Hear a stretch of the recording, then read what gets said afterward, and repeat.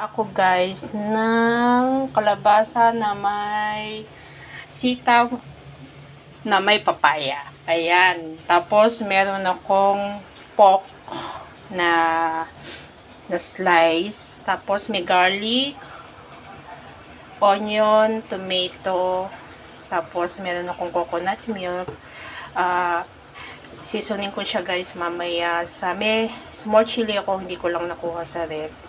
Tapos meron akong syempre panggisa guys, yung cooking oil. Seasoning is chicken powder, seasoning powder, and then salt and black pepper. Ayan guys, ito yung aking lunch. Marami to guys, so hanggang mamayang hapon o bukas na ito itatabi ko yung iba. Ayan, magkikisa ko ng aking ulam. Wala akong rice, so yan na yung papapakin ko guys. Ayan, thank you for watching. Bye.